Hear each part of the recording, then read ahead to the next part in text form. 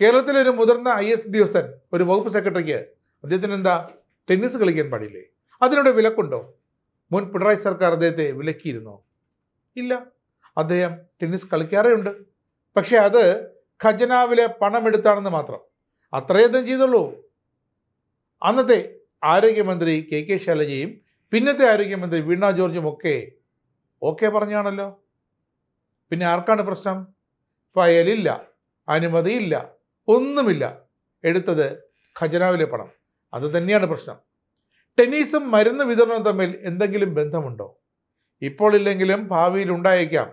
ഇതാണ് പിണറായി സർക്കാർ ഉണ്ടായിരുന്നപ്പോഴത്തെ ഇത്. ഒന്ന് കായികം, മറ്റൊന്ന് ആരോഗ്യം. പിണറായിയുടെ കാലത്ത് രണ്ടിനും 2 മന്ത്രിമാർ. പക്ഷേ രണ്ടും തമ്മിൽ എന്നും 1 മണിക്കൂറെങ്കിലും ബന്ധമുണ്ടായിരിക്കണമെന്ന് ആർക്കോ ഒരു പിടിവാശി തോന്നി. അങ്ങനെ കാട്ടിലെ തടി തേവിടെ ആന. അതിന് ഇങ്ങനെയും പറയാം, ജനത്തിൻ്റെ നികുതി പണം പിണറായിയുടെ സർക്കാർ വലിയടാ വലി. സർക്കാർ ആശുപത്രികളിലേക്ക് മരുന്നും ഉപകരണങ്ങളും ഒക്കെ വാങ്ങി നൽകുന്ന സംസ്ഥാനത്തെ മെഡിക്കൽ സർവീസ് കോർപ്പറേഷൻ ലക്ഷങ്ങൾ ചെലവിട്ട് തിരുവനന്തപുരത്തെ ടെന്നീസ് ക്ലബ്ബിൽ വർഷങ്ങൾക്ക് മുമ്പേ അംഗത്വമെടുത്തു. ഒന്നാം പിണറായി സർക്കാരിൻ്റെ കാലത്താണ് 20 ലക്ഷം രൂപ അംഗത്വത്തിനും തുടർ നടപടികൾക്കുമായി സർക്കാർ ഫണ്ടിൽ നിന്നും എടുത്തങ്ങ് വീശിയത്.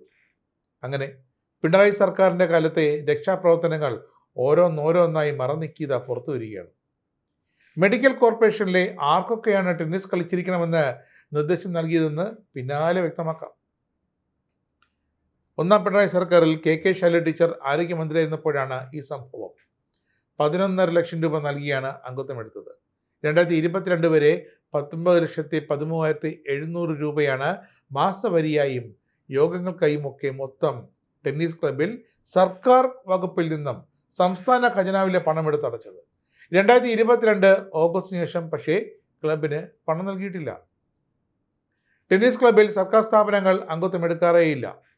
സർക്കാർ പണം അങ്ങനെ വകമാറ്റി ചിലവഴിക്കാനുമാകില്ല.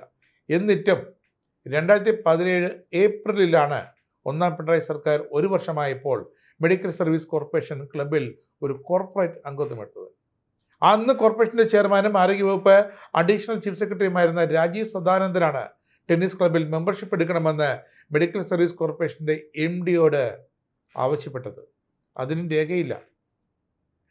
അന്നത്തെ ഡയറക്ടർ നവ്ജ്യോത് ഖോസെയാണ് അംഗങ്ങളായി നിർദ്ദേശിച്ചത്, ഒപ്പം ഈ ചെയർമാനെ. അപ്പോൾ ചെയർമാനായിരുന്ന രാജീവ് സദാനന്ദന് ടെന്നീസ് കളിക്കാൻ കോർപ്പറേഷൻ ചിലവിലിത ടെന്നീസ് ക്ലബിൽ ഓസിനൊരു അംഗത്വം.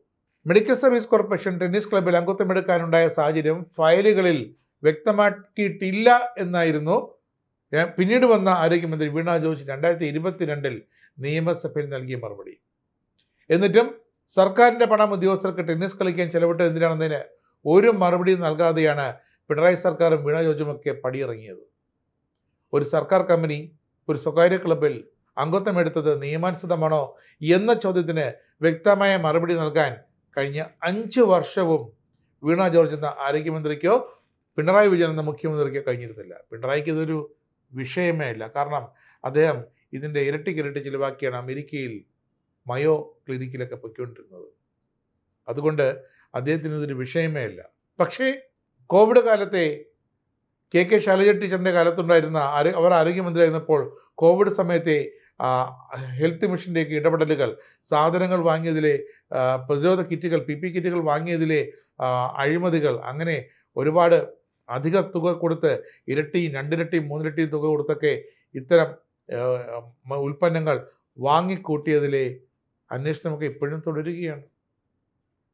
ഈ ഒരു സമയത്താണ്, ഈ അടുത്തല്ലേ ഒരു ഓഡിറ്റ് റിപ്പോർട്ട് പുറത്തു വന്നത്, അന്നത്തെ ആരോഗ്യ മിഷൻ്റെ ചില പ്രവർത്തനങ്ങൾ അതിൽ അനാവശ്യമായി പണം ചിലവിട്ട് വകമാറ്റി ചിലവാക്കിയെന്നൊക്കെ.